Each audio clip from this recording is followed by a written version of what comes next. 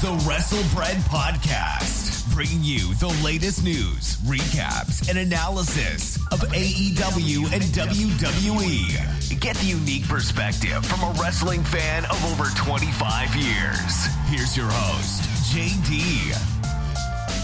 What's going on, guys? This is Jaydee here, and this is episode 66 of the WrestleBread Podcast. So, it was a lot that went on this weekend. We had NXT Takeover, we had Summerslam, we had the DC Fandome, we had AEW Dynamite, and it was just a lot of things that happened over the weekend. Let me get started with what happened with DC Fandome. If you are not interested in listening to my review of it, you can just skip ahead a little bit. But it shouldn't come to a surprise. I am a DC fan. My favorite superhero of all time, of course, is Batman, which I come to the realization not too long ago that I kind of like, dark side stuff, because I'm a fan of Batman, I'm a fan of The Undertaker, and I'm a fan of Darth Vader. So, I don't know, maybe I should speak to a therapist or something like that about that. But anyway, going into everything that has happened during Fandome, and it was crazy because I had Fandome up while I was trying to watch NXT Takeover and AEW Dynamite. So I missed a bunch of AEW Dynamite because I completely forgot it was coming on first off until like the second hour. But with Wonder Woman 84, it looked very promising. My only issue is the way that Cheetah looked. Kristen Wiig, I think she's going to do well. I know that she is a comedian. She's very known for Saturday Night Live and, the lovely movie of Ghostbusters, but I have slight faith in her. There are some comedians out there who can take a role, a non-comedic role, and really make it their own. So I have faith that she's going to do well. I'm just afraid of that CGI. It was very dark, so you really can't see Cheetah that well, but I am hoping that maybe they did it purposely, kind of get fan reaction, pretty much similar to what happened with Sonic, where they put something out there to get fan reaction, and then they, change it up a little bit. Who knows? Also, we had the talk about the Suicide Squad. I wasn't really a fan of the first one, but now with the second one, it seems like we're getting pretty much everything thrown to us. It feels like the Justice League 2.0. We have John Cena in it. Of course, we got Harley in it. We have a lot of different characters from the Suicide Squad. So I don't know how they're going to be able to fit all those people within, 2-3 hour movie and not make it feel like a bunch of chaos on the screen. I may catch that on bootleg, to be honest with you guys. I mean, that's what I did for the first Suicide Squad. The game looks promising though. The Suicide Squad killed the Justice League. That looked very promising. Another game that looked promising was Gotham Knights. I'm not the biggest fan of Batgirl. Maybe not 100% on Robin, but the game looked very promising. It kind of gives me vibes of Spider-Man and Arkham City, basically, as far as the look and feel, and especially the combat as well.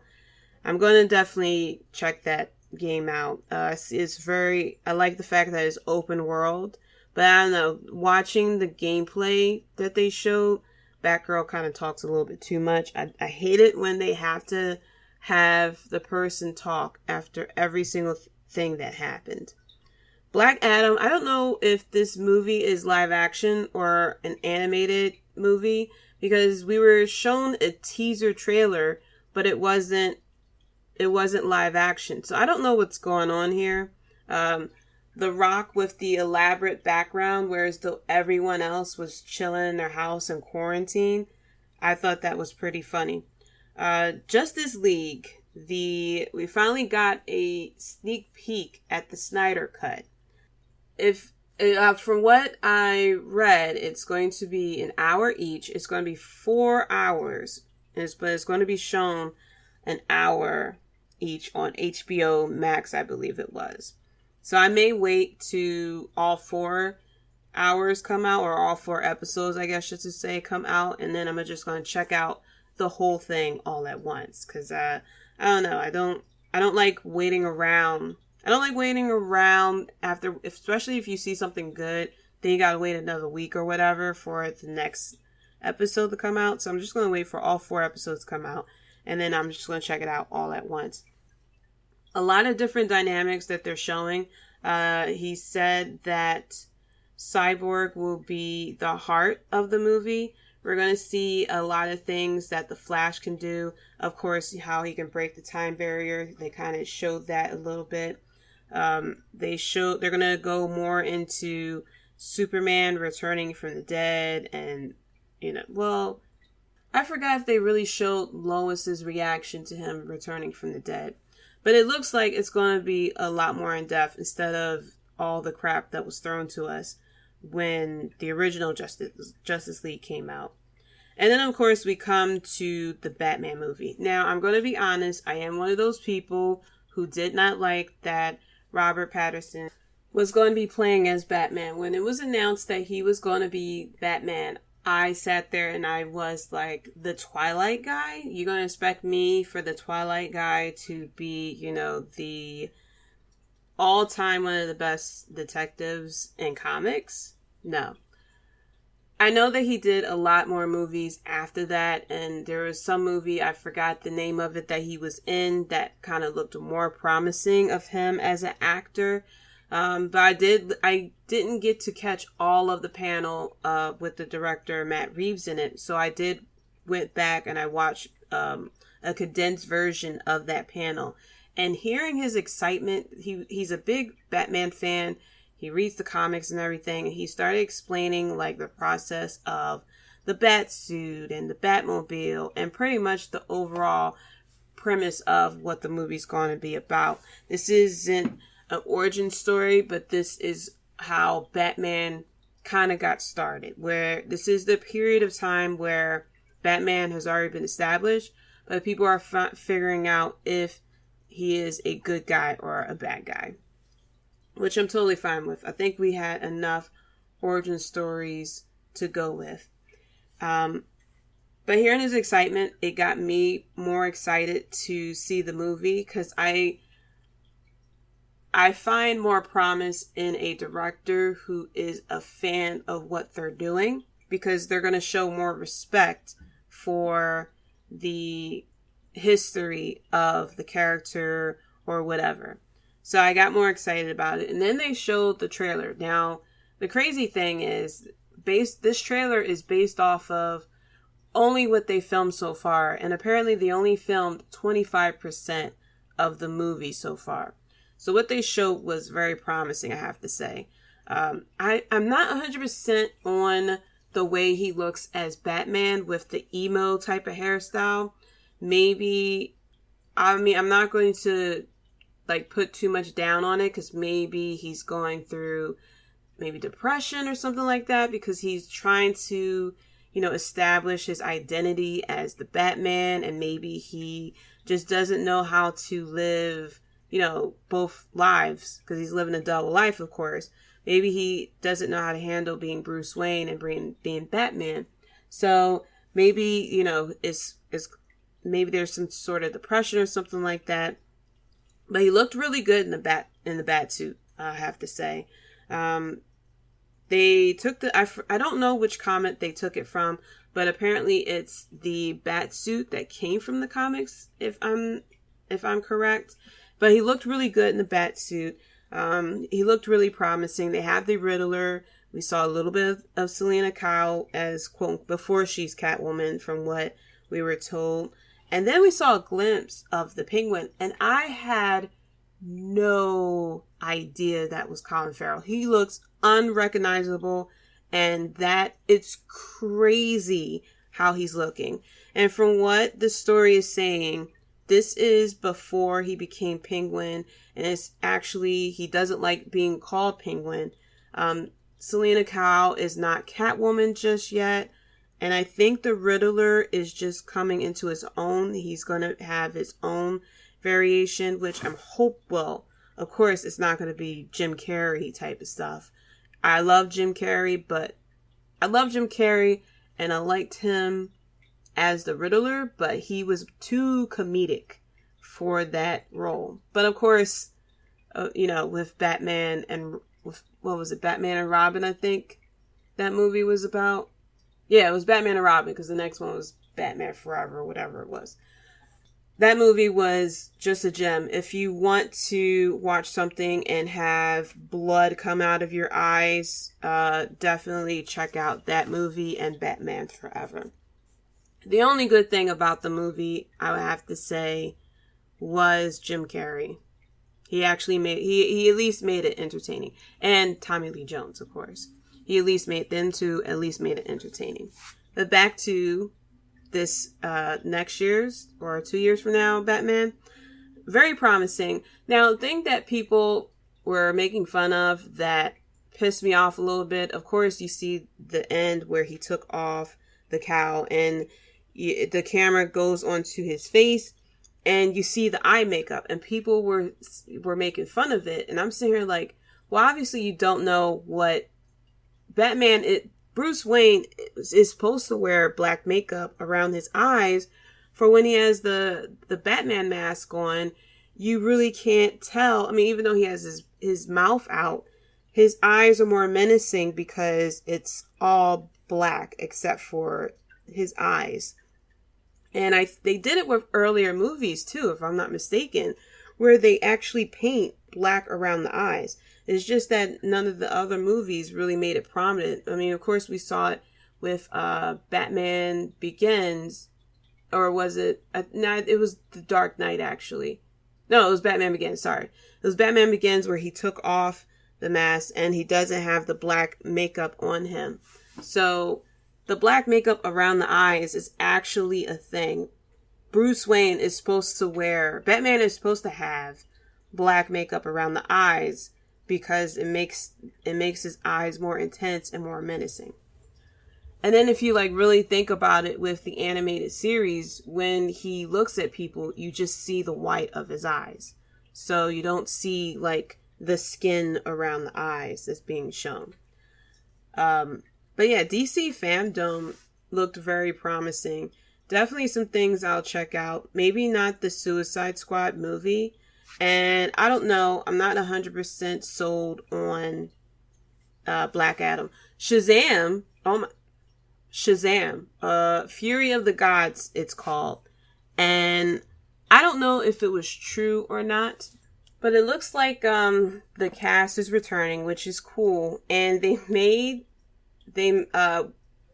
forgot her name, but it was one of the little girl that's in the movie. She drew a poster of what the poster would look like, and it had Sinbad in it. And so Sinbad then comes on and mentions that he was already named as being in Shazam, and of course that's a reference to the Mandela effect, where there's a whole generation of people, myself included, who swore that Sinbad was in a movie called Shazam, where he was dressed up as a genie. And there were people who had tapes and stuff that said Shazam, and of course it was people kept saying we got it mixed up with Kazam, and I was like, no, I remember Kazam. That was the movie that had Shaq in it, but I could have sworn Sinbad was a genie in a movie called Shazam. Because someone had asked me about it. They was like, do you remember Sinbad being in a movie back in the day? And I said, yeah, Shazam. How does a whole group of us remember him being in a movie called Shazam and it just never exists? It just blows my mind. But because due to popular demand or popular sense of memory, Sinbad will now be in this movie. So I loved Shazam, the first Shazam. I thought it was very funny. Definitely up there is one of my favorite superhero movies of all time. So I'm very excited that we're going to get a second one. And the release date is, I believe it is November of 2022. So I don't know if, I think their filming got delayed due to the pandemic. So 2021 and 2022, let's just get it together and get all these great movies to come out.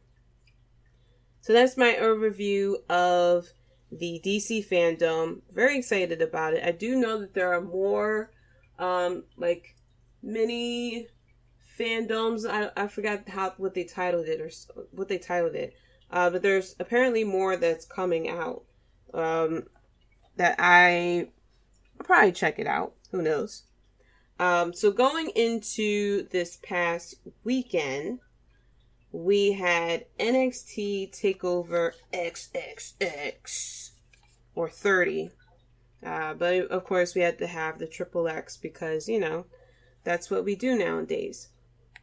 So going into the matches, first we had the tag team match for Legado del Fantasma versus Breezango versus Oney and Lorcan. Lorcan and Burch. So I had them winning, but surprisingly Breezango won. This match was pretty short, but I completely forgot that Legado was Raul Mendoza and Joaquin Wilde. And I was a fan of Joaquin Wilde when he was on his singles run, when he first came into NXT. And I guess because I wasn't really paying attention to the face, that I just knew the name, I didn't realize it was him.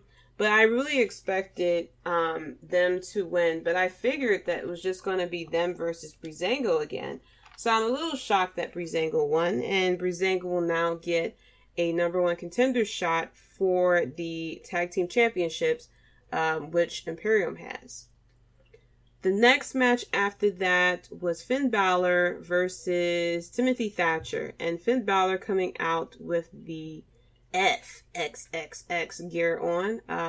Don't know if anyone told him whenever it appears like that, people will think it means the word fuck, but, maybe the Finn is now a curse word too.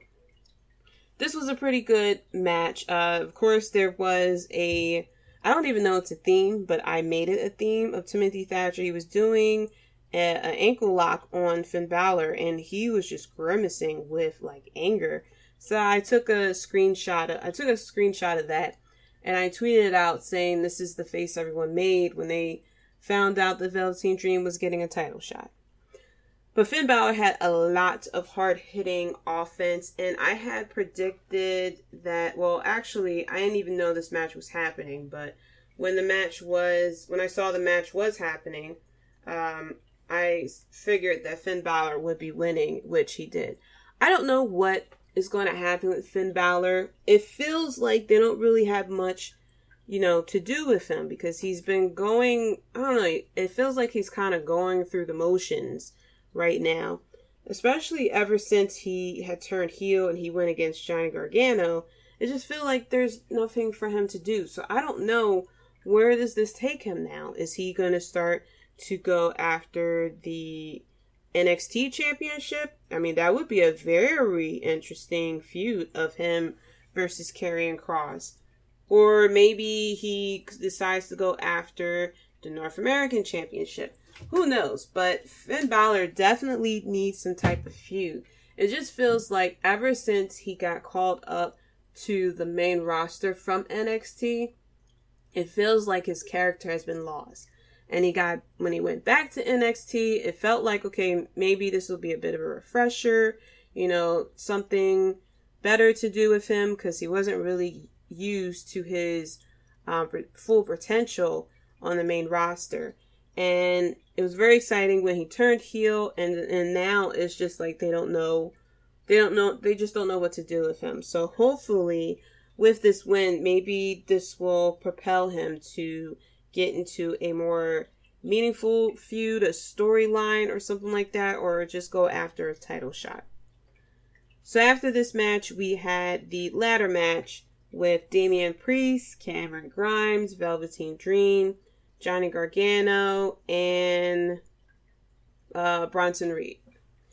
And I had predicted, I was hoping that Damian Priest would win, which he did. Very interesting type of finish. But this match was a bit crazy. First of all, Damian Priest with the tribute to Shawn Michaels. They said that he did something for Razor Ramon too, but I didn't really catch it. But I did peep the Shawn Michaels type gear that he was wearing. Cameron Grimes showing us that he can do a split between the ladders. Candice LeRae proving that she is definitely a ride or die, coming in to interfere in the match to help her man win. Crazy spot where Bronson Reed was climbed up on the ladder trying to retrieve the title. Candice LeRae goes to climb on him and tries to, get him to not grab the title. And he turns around and does a splash onto Johnny Gargano below, which was crazy. She did a hurricanrana onto Cameron Grimes, I believe it was, and I think that was the one that was assisted. There was Johnny Gargano then did a power bomb from the ladder did a power bomb on Cameron Grimes onto a ladder, and it looked like it missed, but it looked like Cameron Grimes still got hit with the ladder. I believe it was maybe a shoulder or arm or possibly even his head that grazed that ladder. But like I said, the finish was a bit interesting. Johnny Gargano actually unhooked the title, but Damian Priest was holding on to it. Started to kick Johnny Gargano. Johnny Gargano falls, and Damian Priest is your North American champion, which I completely agree with. I feel like since he had started, he definitely has gotten better in the ring. I'm still not 100% on his persona just yet, but he has a very unique look, and I feel that he would definitely bring something different to the North American Championship. He did celebrate by jumping into a hot tub of women in bikini, and I believe he was clothed as well. I didn't even really talk too much about Velveteen Dream, but people pretty much was shitting on Velveteen Dream the whole time. According to what was said, that they did some type of investigation and felt as though there was innocence there, but I don't understand if this employee was accused of sending dick pics to minor girls and trying to entice them into, whatever he was trying to do, that you would bring him back and then immediately shoot him into a ladder match. I feel as though this spot could have definitely went to someone else. Hell, you could have gave it to Finn Balor for all that. Next up, we had Pat McAfee versus Adam Cole. Now, I will admit, in the last episode, the predictions, I said that I hope it was a squash match, that Adam Cole kicked Pat McAfee's ass. I didn't really have a lot of confidence that Pat McAfee would really come out and be like on the level with Adam Cole as far as wrestling, because with a lot of celebrities, some athletes, it's a lot easier for MMA fighters to learn wrestling, because a lot of the moves you do in MMA, you also do in wrestling as well. But for people who are doing like football, basketball, baseball, people who are not coming from a like combat type of background, they tend to struggle as far as learning wrestling moves and being able to sell. Look at Tyson Fury, look at, now I'm drawing a blank, but there are others that come from I wouldn't say non-contact, but like non-fighting backgrounds who kind of struggled with learning wrestling moves. So I really didn't have a lot of hope for Pat McAfee, and boy did he prove me wrong. Was it like a 5-star match? No, it wasn't a 5-star, but he definitely, put a little bit of respect to wrestling. He definitely tried. He definitely trained.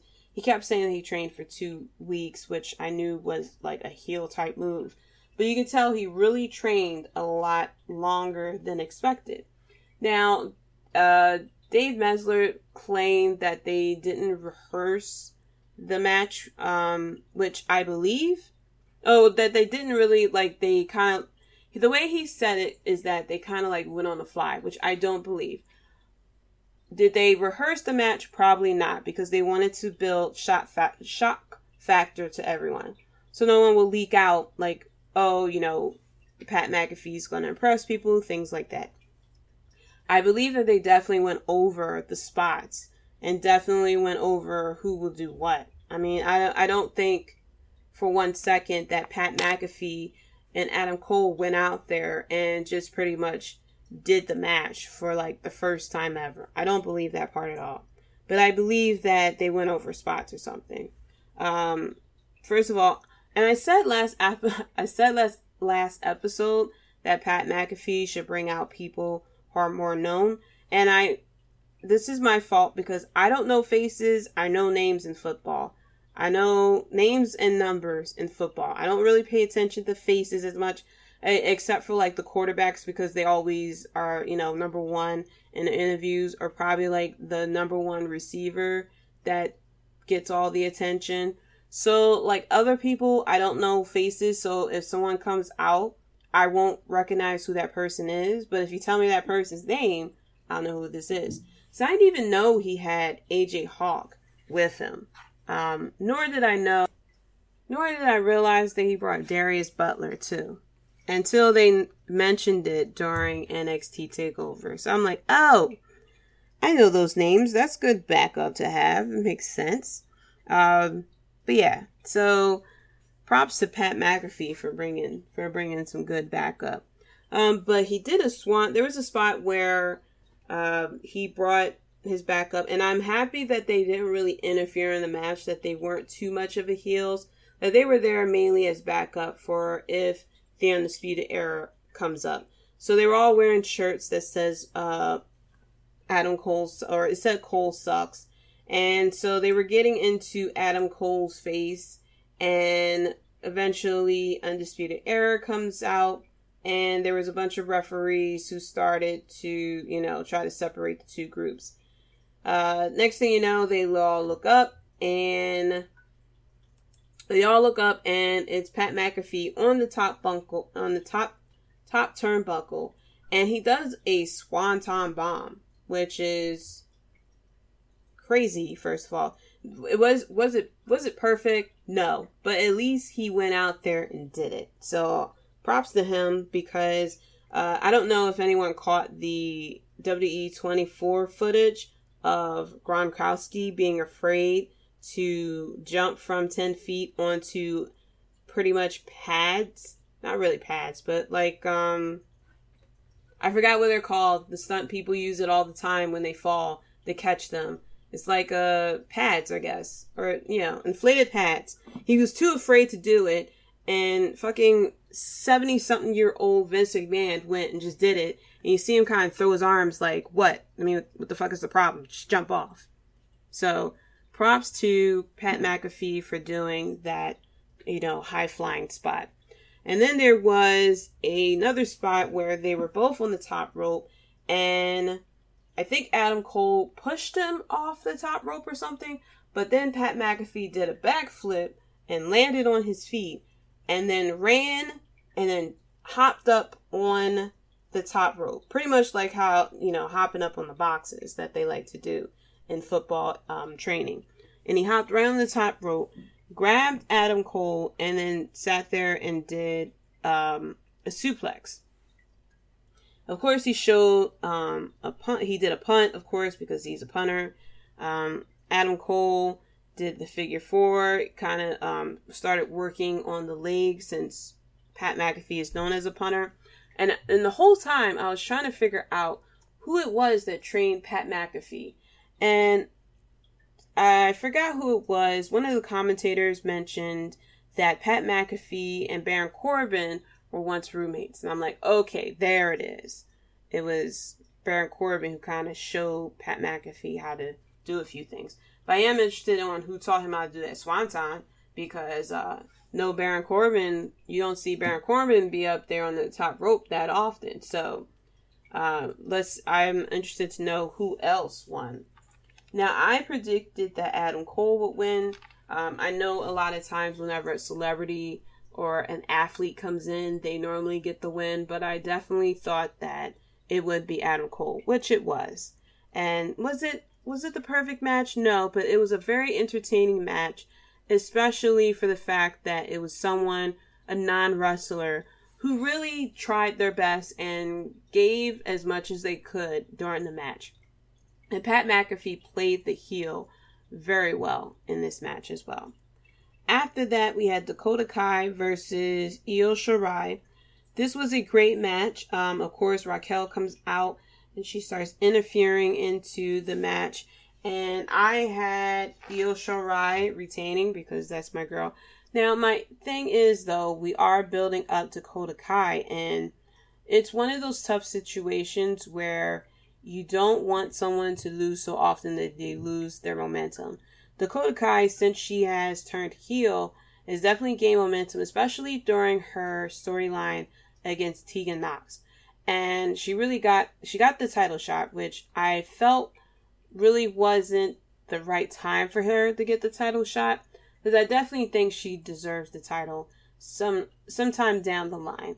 But I felt as though that it wasn't her time just yet. But I'm hoping that this loss really doesn't slow down her momentum. Maybe they could have had, it's just really tough booking wise, because you want Dakota Kai to still be strong, but you want Io Shirai to be a stronger champion. So Io Shirai winning this match was quite right. We have Rhea Ripley, who came out and got into the face of Raquel. And that seems like a very interesting matchup, I have to say. So then we get to the main event, which is Karrion Kross versus Keith Lee. This match was very good, I have to say. The dominance of Karrion Kross versus the power of Keith Lee. And I'm glad that, it wasn't just straight up a squash match of for Karrion Kross, like it has been during his build-up, that, it was basically a back and forth type of match. I have to say that the ending kind of came out of nowhere. I like finishes to be built up and for it to be finished with a finisher. I don't know why WWE loves to do these roll-ups or to do these out of nowhere type of finishes. And AEW kind of does the same thing as well. But WWE loves to do these out of nowhere type of finishes. Performance Center people, it was deflated, when he won. I mean, it's fucking Karrion Kross. He won the damn title. And I get that he's heel and you're supposed to boo. But oh my gosh, if this was in front of a live crowd, the pop that Karrion Kross would have gotten. And so I feel bad for him. I feel bad for Drew McIntyre as well. And there's just so many different things. I feel bad for Becky Lynch when she announced that she was pregnant. The pop that she would have got. The man is having a baby. The pop that she would have got for her announcement would have been magical. So it's just I feel bad for these wrestlers who are getting these spots and, it's not happening. But very happy for Karrion Kross. Now, I had Karrion Kross actually winning because I feel as though he was being built up too strong to not win the title. And it wouldn't make sense for it to end a no contest or a DQ or something like that. Because this is NXT Takeover. I could see if this was on maybe NXT Live. Maybe they wanted to save it for the pay-per-view that they always do. But I felt as though it was Karrion Kross's time. And seeing Scarlett, telling him, you did this, you're the champion, you did it. You can tell it was pure emotion because of everything that they went through as far as them leaving the other company and coming to WWE. So overall, NXT was pretty good. It wasn't as good as NXTs normally are. Normally, NXT is great from start to finish. I would say it was good. I think Finn Balor should have a stronger feud. The ladder match was pretty good. I mean, Velveteen Dream being in the match and the things he was doing in the match kind of took away from how good the ladder match was, if that makes sense. So going into SummerSlam, we got Pyro. Ladies and gentlemen, we hadn't had Pyro in a very long time. And oh boy, did WWE use up all the money that they had budgeted for that Pyro. I mean, we had Pyro, we had lasers, we had smoke, we had falling red cups. It was everything. Starting off with the kickoff show, we had the United States title. This was short. MVP got new music, we see. I actually liked his old music. Maybe the new music got to take some time to get used to. This was short, but it was okay. The match really didn't do too much for me.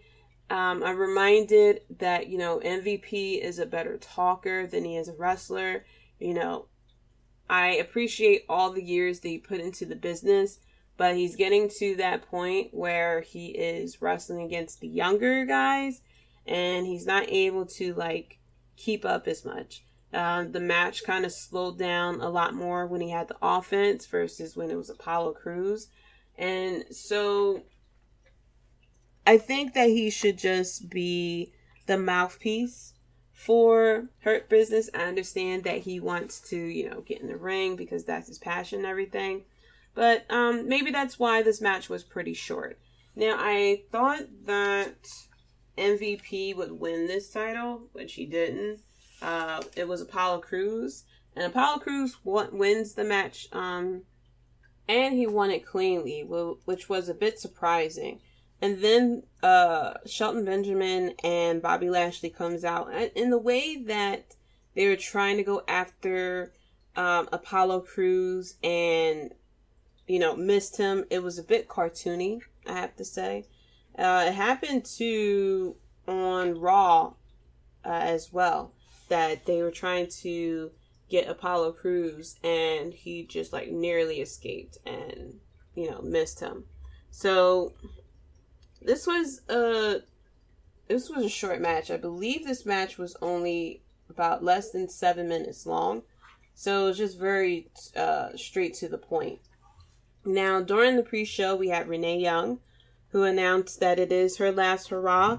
They gave her props of how, she was the first woman to be a Raw commentator. And, all the props that she was given. You see she tears up a little bit. I think Booker T kind of teared up a little bit too. But Renee Young will definitely be missed.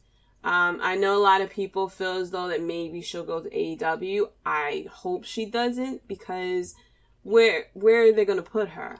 Who is she going to replace? They already have too many commentators there. I mean, they got Tony Schiavone, Excalibur, they have Jim Ross, they have Taz over there. I mean, those four are enough. They already have backstage people. I feel as though Renee Young is too good, really, to be backstage. I feel as though her gift is with a talk show or something like that. Maybe she did write an open letter to everyone where she thanked Vince McMahon, Triple H. She thanked Stephanie McMahon. She thanked the women's division in WWE. She thanked the fans, of course. And she talked about how she was trying to go for a job at ESPN, which she didn't get picked for. And that's when WWE called her and offered her a job. And she has been with the company for the past 8 years. Sad to see her go, but I feel as though with the cancellation of the show on Fox, there's really not much for her at WWE. And I feel as though, 8 years with WWE as not really a commentator, but pretty much like backstage. It, especially with talent like Renee Young, is very long. And I feel that, you know, if everything that she has done, she definitely deserves her own show. Maybe she'll be on ESPN. Maybe she'll be on the NFL Network. Who knows? Who knows where she'll end up? But definitely all the luck and success to Renee Young. She definitely deserves it. And I don't want her to be an AEW. I get that the husband is there, but there's nowhere to put her. AEW is pretty much Cody and Friends. Unless she'll have that hookup because she used to work at WWE. But where is she going to go? Is she going to commentate during AEW Dark? No. They already have too many people that commentate during AEW Dark. They have too many people that commentate during AEW Dynamite. Sometimes there'd be 4 people out there if you add in Chris Jericho. Maybe with this rumor of a second show coming, that maybe she will be a host of it or something like that. Who knows? But she'll definitely be holding her own out there. So going into the other matches at SummerSlam, we opened up with Asuka versus Bayley. Sasha Banks ringside. Now, I love Asuka. I just don't get the booking decisions that she makes. There was a spot where she had a submission hold on Bayley. I think it was an armbar or something like that. And Sasha Banks was sitting there talking crap to her. And Asuka turns and looks at Sasha and releases the hold just to kick Sasha in the head. And from there, the match kind of goes downhill for Asuka. There was a spot where Bayley is on the apron and Asuka goes for her hip attack. Sasha pushes her out the way, sacrifices herself. Asuka hits her. Asuka looks confused. And then Bayley does a roll up. 1, 2, 3, the champion retains. And we do not get to belt Asuka. And I hate roll-ups, especially during a championship match. I feel that a championship match should result in a pin. Maybe not cleanly, but a pin. Because the way that Bayley won wasn't a clean victory. So maybe she should have hit her finisher, do it again just for added effect, and then cover Asuka. But the whole roll-up thing is just dumb. I hate it. I really do when it comes to championship matches. Now, this match lasted for 11 minutes, which is ironically the same time that Sasha and Asuka match lasted as well. So, I don't know. It's a bit interesting. After that, we get the Raw tag team titles. Street Profits versus Andrade and Angel Garza. The Street Profits come out and we get reigning red cups, which I'm sure is a pain to clean up. Maybe not, because all you need is a big broom and just sweep it around. But that is a waste. I don't know if they're recycling those cups or something like that, or maybe those are cups that people drunk out of during catering. But the cups rain down while they're on the apron, and then once they get in the ring, the cups rain down where the fans are as well. Well, the screens, I should say, the virtual fans are at. This match wasn't as long. This match was only for 7 minutes, and this match also ended with a dumb finisher, I have to say. I thought that Andrade and Garza were going to win the titles to kind of just solidify them as a team. I know that they're individuals that were put together, but I felt as though there could have been some type of, them as a tag team could have led to a faction. Maybe Zelina eventually recruits Humberto Carlito. Or maybe she recruits someone else, that this would have been, I guess, the Hispanic version of the Hurt Business, for example. So I was thinking that they were going to win the titles and kind of use that success of Zelina Vega to kind of recruit other people. The way this match ends, Zelina Vega's on the apron arguing for the ref for some dumb reason. And Montez Ford gets whipped into the ropes, knock Zelina down. Andrade goes to check on her. Angel Garza goes for the tag, but of course Andrade's checking on Zelina, so he's not there. So Angel Garza is stuck in the ring. And Montez Ford does this beautiful frog splash. He actually changes direction mid-air, and they retain the titles 1, 2, 3. Kevin Owens was out to commentate on this match. He mentioned a little bit after the match that he will be inviting Aleister Black to the Kevin Owens show on Raw the next day. This match, I didn't like the finish. I understand if you want the Street Profits to retain, there could have been a better way to do it. But I guess storyline wise, it makes sense because they're trying to find a way to break up Andrade and Garza. So I guess this is the first step of doing that. After that, we get Sonya Deville versus Mandy Rose. And I'm very happy that this was no longer a hair versus hair match, especially after Sonya mentioned she don't care if her head gets shaved. Like, give me the clippers, I'll shave my own head type of situation. So a hair versus hair match, it really don't even matter. Mandy's hair was already cut. So why do we need a hair versus hair match? And like I said in a previous episode, I feel as though their rivalry was more intense, that it doesn't need a hair versus hair match. That it needed some type of no holds bar or an Extreme Rules type of thing. So I'm very happy when they mentioned that it was a no disqualification match and the loser must leave WWE. That's a lot better than a stupid hair versus hair match. It can be done properly, a hair versus hair match, but I felt as though it wasn't needed for this type of situation. The actual story is the reason why the hair versus hair stipulation was changed is because the lawyers of Sonya Deville feel as though that it wouldn't be a good look for her to shave her head, and she has to show up for trial for the stalking and attempted abduction case. Mandy Rose loved her knee strikes, and there was also another spot too where Sonya Deville was at the end of a table and Mandy Rose was sliding chairs towards her face, and Sonya was just ducking them out of the way. Very, I guess, damn near comedic spot.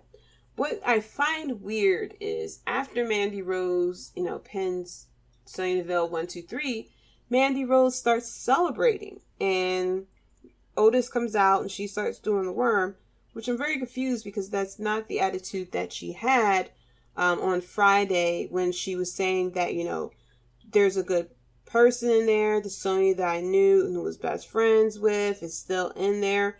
And I get, having to quote unquote snap to survive and to save your job.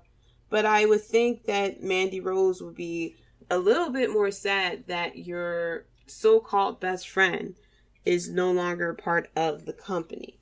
After that, we had Dominic versus Seth Rollins. And I had faith in Dominic because he obviously is being trained by Rey Mysterio. Rey Mysterio probably had Dominic doing 619s out of the womb. But of course, storyline wise, Dominic is actually Eddie Guerrero's son. Rey Mysterio only won full custody of him due to the ladder match that happened in SummerSlam 15 years ago. And now we have come full circle. Little Dominic is now a grown-ass man, and he's fighting his own battles, telling his dad, hey dad, let me fight my own battle, don't interfere type of situation. Which, of course, he did. A weird thing, too, the wife or mom of Dominic, the wife of Rey Mysterio, I should say. The wife of Rey Mysterio / I think she's the mom of Dominic. She is watching backstage. Of course, she gets too concerned. She comes out. Rey Mysterio pleads for her to go in the back. Seth Rollins handcuffs Rey Mysterio to the ring ropes, and then he acts like he's about to start going after Mama Mysterio. Of course, Dominic goes and stops him.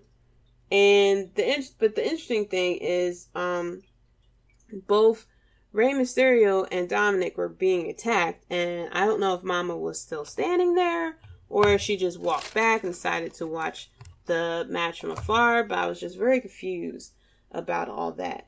And then the match ends, and with Seth Rollins attacking Dominic while Rey Mysterio is looking on, handcuffed to the rope. He does the curb stomp, and I think, he pins Dominic 1, 2, 3, and then he leaves. And I'm saying, like, well, where's Mama Mysterio? Seth Rollins is leaving out. I would think that, she would, walk from a different direction or something like that. Or while Rollins was maybe not too far in, a safe distance from her, that she runs in there to kind of check up on Dominic and Rey Mysterio. My only gripe with Dominic, and Dominic did very well. Obviously, he was trained by his father. But I have a problem with his gear. He had a hood on the vest that he was wearing. And of course, when he was doing certain spots, the hood would come up. He would have to, put it back. And I don't know, I guess his father should have told him, like, hey, you can just wear the hood to the ring and then you unzip it and it'll be like a fit shirt or something like that. Whatever it is that Dominic wants to wear, that would be underneath. I don't know. But I'm okay with Seth winning. I actually had Dominic winning this match, but I'm okay with Seth Rollins winning to kind of, I guess, further the storyline of him and Rey Mysterio. After that, we got Sasha Banks versus Asuka, and this was, of course, hard-hitting, just like their previous match that they had. It was very hard-hitting. There was a DDT from the top rope that Asuka did. There was a powerbomb off the apron done by Sasha. But this was very hard-hitting. You can tell that the clear respect that they have for each other to try to constantly, put on a great match. At the end, though, Asuka then goes for the hip attack again. And Bayley, this time, didn't sacrifice herself for Sasha. She kind of actually moves out of the way. And Sasha gets hit. Asuka does this, she does the hip attack. Sasha went to go for a roll-up, and Asuka actually counters it and puts her into the Asuka lock, which Sasha Banks actually taps out, and now Asuka is champion. This was a pretty good match. This match was a lot better than Asuka versus Bayley. I don't mind storyline wise now the whole, Sasha sacrificing herself for Bayley and Bayley not sacrificing herself for Sasha. And maybe they could have done it a little bit differently, but I'm okay with this to be the storyline of what will be one turning on the other. After that, we had Randy Orton versus Drew McIntyre. This match lasted for 20 minutes. It started off very slow, and it started to pick up speed, of course, as the match continues on. Randy Orton, trying to slip RKOs in there.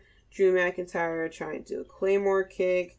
And this was a fun match. What I don't like, of course, is the ending. Little bit of backing up here. I didn't realize that this SummerSlam had a tagline, which was called "You'll never see it coming" or whatever. I don't know what they're gonna do with Payback. I mean, are they gonna say it's a bitch or revenge is sweet type of shit? But these little taglines that they're adding into these pay-per-views is quite annoying because they kept mentioning over and over again, "You'll never see it coming. You'll never see it coming. Never see it coming. Oh, he didn't see it coming." And I guess I was trying to figure out why they used this tagline, and I guess it was because of Randy Orton, who never saw the ending to this match coming. Drew McIntyre does a backslide to retain his title. I don't know. I guess they wanted to protect both guys or whatever. but you could easily have done a Claymore kick or something like that. Like, let's show more respect to the endings of these title matches. And then finally, we get Braun Strowman versus The Fiend. I love The Fiend's entrances, of course. This was another hard-hitting type of match. This match only lasted for 12 minutes. The longest match of the pay-per-view was Dominic and Rollins, which was 22 minutes. But with this Braun Strowman and The Fiend match, it was a bit hard-hitting. Braun Strowman wanting to put away The Fiend for good, ripped up the mat and exposed the wood. The Fiend did some bit of offense onto it as well, and The Fiend goes and The Fiend does 2 Sister Abigails onto that exposed wood, pins Braun Strowman 1, 2, 3, wins the match. And then Bray Wyatt didn't even get a chance to celebrate because something we never saw coming. And here is the tagline, roll the credits. Out comes Roman Reigns with a vicious spear, starts punching The Fiend, then goes out and starts attacking Braun Strowman. What is going on here? Is Roman Reigns a heel? Has he had enough? Why is he wearing a shirt that says wreck everyone and leave? What is so different about him? And I'm looking at Roman Reigns. I'm like, he looks very different. And I'm saying, like, maybe he lost some weight, Maybe he trimmed up the goatee a little bit. Maybe the hair is a little bit oilier, a lot more shinier than it normally is. And, he went and got a chair and started going to town to Braun Strowman, which isn't a characteristic that Roman Reigns had before the pandemic. I don't know if maybe him being in the house with a newborn baby kind of drove him a little bit crazy, and he decided to take it out on poor Strowman and The Fiend. And then, Roman Reigns sitting there talking shit, saying, it's my yard, I think he was saying. I completely forgot. He gets into the ring, and then there you see it. The pearly whites. You would think you're looking at the gates of heaven, looking at his teeth. Now, I didn't have an issue. I didn't think his teeth looked bad before. Maybe whiten it up a little bit, bro. But I didn't see an issue with his teeth. And he really didn't need to get his teeth done like that. Like, good Lord. They almost looked CGI for a second, I have to say. But yeah, Roman Reigns got his teeth done. The Twitter troll that is Randy Orton goes after Roman Reigns about his teeth, tweeting out a picture of Brian from Family Guy with big teeth on there. And then Roman Reigns mentioned how Randy Orton is jealous, how you shouldn't concentrate on my teeth, you should be concentrating on yourself, get your numbers up or something like that. And then Randy Orton puts a tweet out side by side of Roman Reigns and a horse, and he puts on there, you heard it first, straight from the horse's mouth.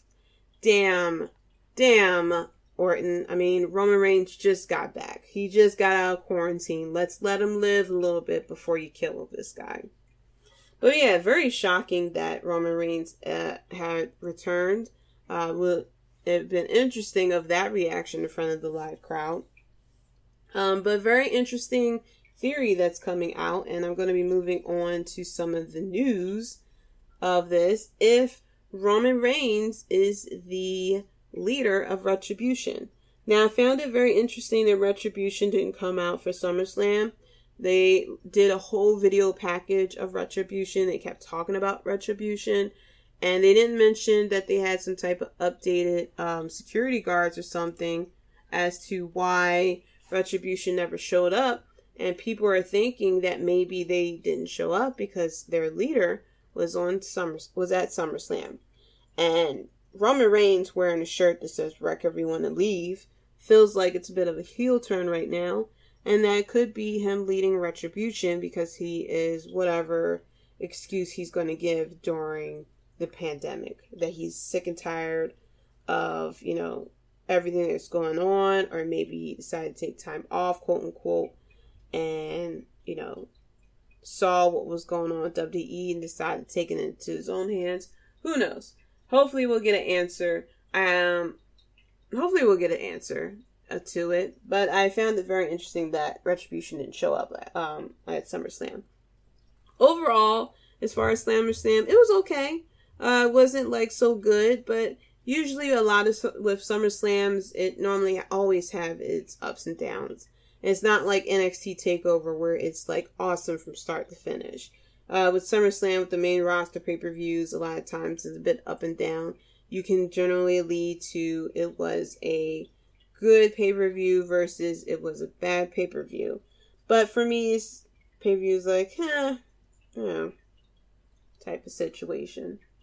So going into more news, talking about the Thunderdome, first of all.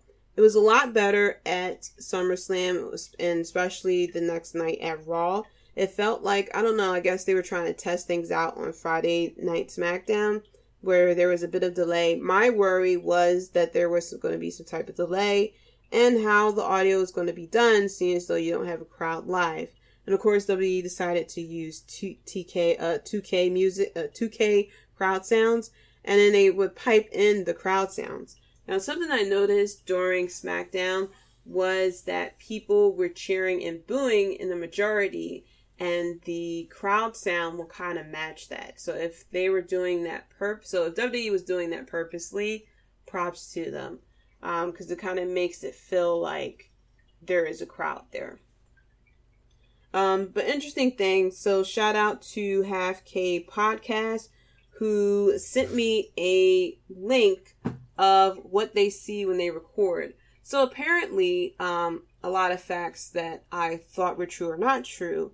You actually only have a limited amount of time that you are at the Thunderdome, quote unquote, because they tend to rotate out fans quickly. I mean, there's about 3 million of us fans out there, maybe less, maybe more, and everyone is signing up to be on TV.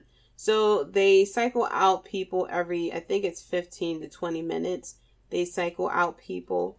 And I noticed, especially on Raw, where Drew McIntyre is playing up the crowd, he asked people to put a thumbs up. And in less than 3 seconds, people were putting their thumbs up. So it's a very interesting concept. It's free. All you have to do is sign up. The day of the show, you'll get a link, or you'll be told that you are in the waiting lobby. And you pretty much just watch the show. You got to make sure you have a camera, of course, and a phone. I mean, not a phone, a microphone, apparently. And you just pretty much watch the show the way that they send it to you. They admit that there is a bit of a delay between what happens live and what we see on TV. But I don't know. Maybe down the line I'll look into it. My only thing is, it may be best to do it now before it gets taken away from us, or when that WWE starts charging. So of course, when Thunderdome was announced, a lot of people had issues with as far as what other people would do. I thought that people will, whip out penises, that we'll see, interesting images and photos, which we actually did see. The geniuses, not the geniuses, I shouldn't give them that type of credit, but the idiots that are unfortunately part of the WWE universe. There was someone who had a photo of Chris Benoit there. Of course, there was the Fire Velveteen Dream sign that popped up during SummerSlam. And then we get to more annoying crap that, of course, is going to ruin it for the rest of us. So when it gets either banned or WWE decides to start charging people, you wonder, why is this happening? Please reflect on this moment. We had someone who was in a KKK hood and on the video, and then some asshole decided to play a video of the execution. What the fuck is wrong with people? WWE decided to, do something so that we can be part of the show, and they decided to give us something for free where we can be on TV, we can feel inclusive with what's going on, and assholes decide to mess it up. Now, of course, because of what happened with the KKK and the execution video, WWE has come out and released a statement that what happened does not reflect their views, of course, and that they are working to permanently ban the fans who did this. I understand cute little things, like there was a teddy bear, I saw a Pikachu, there was a dog, there was a kid, stuff like that I'm okay with. It's just that when we get, the crazy people, and eventually we're going to see a penis, and that's when we're going to go back to the performance center of the people, the robots, banging on the plexiglass, and I hope the sound of the plexiglass satisfy you. Whoever you are that's out there with the KKK hood, or the Chris Benoit, or, the Fire Velveteen Dream. I understand you want to have your voice heard. I get it. You want the attention. But maybe, really think, is it worth it? Do you rather them go back to the performance center of people banging on the plexiglass? And I mentioned of WWE charging us because maybe they figure, because what they're thinking about now is how they can stop this from happening again. And either they stop it completely, or they do some type of protocol or something like that to make sure that whoever it is isn't a troll, basically. I did catch some of AEW Dynamite. Also, first of all, it was announced during Summerslam that Keith Lee has been promoted to Raw. And I screamed out no because I knew what was going to happen. Now, he debuted on Raw, and everyone noticed that they didn't use his original music. And we didn't have the story then. Keith Lee tweeted out about it, that the music is out of his hands, period. Leave it be, I'll sort it out later. Asking fans to have some patience, that, he will handle the ring gear. People had a problem with his ring gear.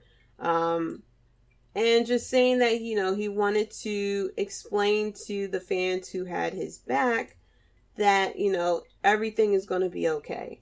And I hope everything's going to be okay because WWE has a very successful, for them, track record of bringing up very dominant NXT superstars, and then they become mush on the main roster.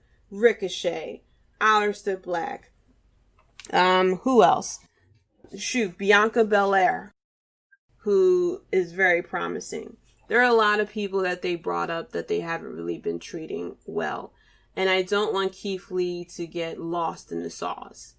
Nor do I want him to become just backstage type of crap. Or make him comedic or something like that.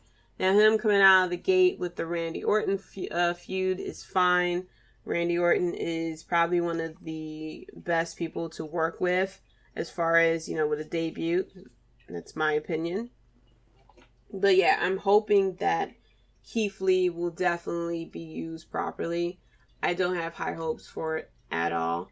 I expect for us to return to this conversation a year from now and talk about how much WWE has wasted time and money by not using someone.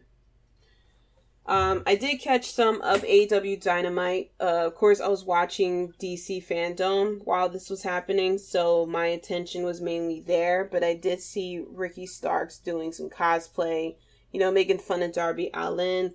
Thunder Rosa has stepped up to challenge Shida for the Women's Championship. We also got an announcement by Chris Jericho. It's the Mimosa Mayhem match. Orange Cassidy versus Jericho, because Orange Cassidy is orange and Jericho has the bubbly. And I don't know why we are calling it a mimosa. From what Chris Jericho mentioned, there's going to be champagne and orange juice all around. And I don't really get what's the difference between this and a food fight or something like that WWE has. So don't be a hypocrite if you love this and shit on if WWE does a food fight type of thing, then I don't know, you gotta get yourself checked. We also have more of a tease of Kenny Omega turning heel after his match of the Elite versus the Dark Order. Kenny Omega starts attacking one of the members of the Dark Order after the match, which the Young Bucks had to stop him. We also have Tully Blanchard, who is now, I guess he's now the manager of FTR, which I'm completely fine with. I hope they are part of this whole Four Horsemen 2.0 that I keep hearing about. I wish FTR nothing but love and success and lots of championships, because they were definitely not used properly by WWE. Going into Raw, we had the Raw Underground, which I'm hearing is here to stay. Apparently it's the brainchild of Shane McMahon, which is why you hear so much excitement for it. I really don't get the premise of it. I get that, you know, I don't know if they're trying to do like some type of UFC or MMA stuff, which makes no sense because this isn't an actual fight. I mean, you have the winners picked ahead of time, so you can't even compare it to UFC because there's no type of like training to actually have a shot at winning. You're going through what the match is going to look like. I think that this would be beneficial if it was for talent that we haven't seen. Like, we saw some talent down at Raw Underground that came from NXT, names that you probably don't know that well. And I'm fine with that. I'm just hoping that it doesn't turn to storylines for the main roster, because the main roster already has 2+ hours to really have their time to shine. I just hope that this is for, you know, the building of people that we never heard of. Not to, you know, start off Shayna and Nia, or for Dolph Ziggler to get a shot or something like that. I'm just hoping that they just like do something new with it. I'm not going to really crap on it for so much, even though it's very easy to crap on it, but I'm not going to do it because I have hope for it. So coming up, we have Payback. You know, we'll be waiting for whatever tagline it is. I think it's crazy that they decided to have a pay-per-view 1 week after a major, one of the big 4 pay-per-views.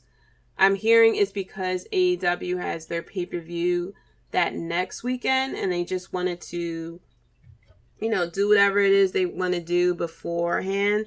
But I think it's dumb. We just got over a major pay-per-view. We just got over SummerSlam. Let the results of SummerSlam kind of marinate before we jump into another pay-per-view. It's bad enough with us having pay-per-views every month. We get a lot of meaningless feuds, or feuds that are rushed, or endings that result in no contest, no disqualification or count out, because you're trying to save the actual finish for the next pay-per-view. So, but it's another thing to have back-to-back pay-per-views like this. Like, I'm just getting through reviewing what happened for SummerSlam, and now we have to turn around and get predictions for Payback. And Raw was basically a follow-up and a go-home show. And so will SmackDown. SmackDown will be the fallout and a go-home show, which is crazy. I mean, you can't really... I don't see much success in setting up a lot of the matches. But who knows? Maybe I'll be proven wrong. Maybe Payback will be a bit better. So that's it for the WrestleBread podcast. Thank you so much for listening. Be sure to follow me on Twitter at Jaydee Talks, Jaydee Talks, and follow the podcast at WrestleBread. Let me know your thoughts of SummerSlam and NXT Takeover. Let me know your thoughts on a lot of the rumors. Do you believe that Roman Reigns is the true leader of Retribution? Let me do some shout outs. Shout out to Julian and Rob Bass from the Wrestling Court Podcast and AlternativeMinds.com. Keita and Jay from Keita and Jay Show. Chris from We Talk Next Podcast, which is featured on the Keita and Jay Show. Nando and Larry from the Half Cape Podcast. Devin and Hafiz from Clark Street Wrestling. Be sure to let me know your thoughts, and until next time, guys, peace.